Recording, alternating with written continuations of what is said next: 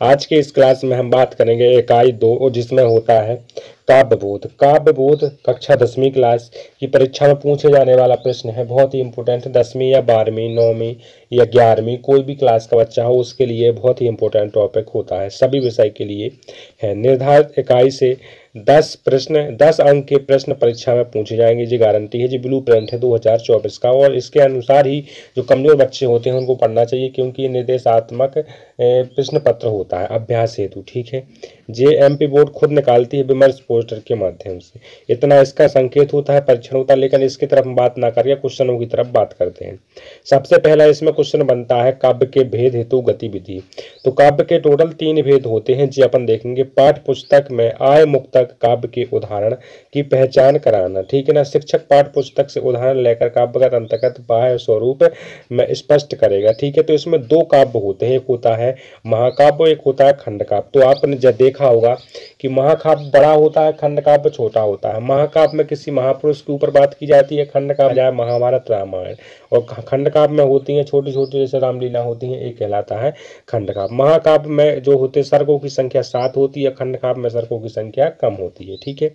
इस प्रकार से महाकाव्य और खंड काव्य में अंतर होते हैं। इसके बाद प्रश्न दूसरा बनता है रस हेतु गतिविधियां। तो रस पूरे होते हैं, रस 10 प्रकार के, एक ऋषि मुनियों ने अलग से जोड़ा है, वो होता है 11वां रस पाठफल, ठीक है ना।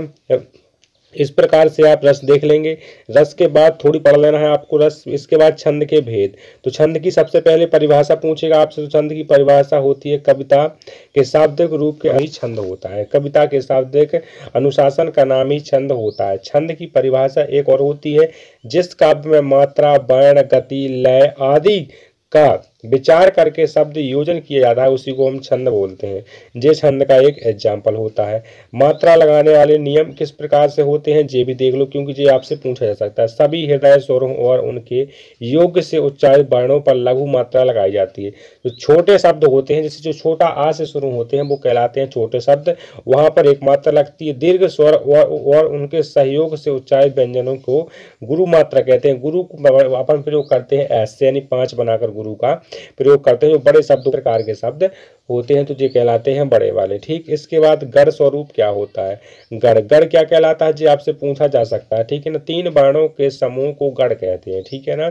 वर्णिक छंदों में गढ़ों की गणना की जाती है। छंद होता है 2 प्रकार का, एक मात्रिक होता है, एक होता है वर्णिक। तो यहाँ पर क्या है, वर्णिक छंदों में वर्ण की गणना की जाती है। उन वर्णों की लघुता और गुरुता के विचार से गणों 8 रूप होते हैं गण के, ठीक है ना। उदाहरण के लिए दोहा दिया गया। दोहा छंद का सूत्र 13 विषम ना जाति में सम 11 लकार।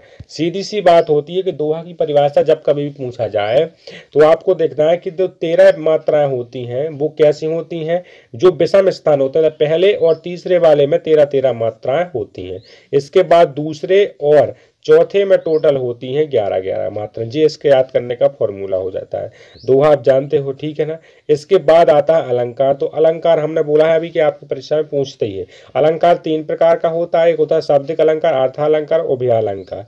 यहाँ पर शाब्दिक अलंकार किसे कहते हैं, जहाँ शब्दों के प्रयोग से संदर्भ में वृद्धि होती है उसे ही शाब्दिक अलंकार कहते हैं। यहाँ पर अर्थालंकार होता है, जहाँ शब्दों के अर्थ से चमत्कार उत्पन्न होता है, अर्थालंकार कहलाता है।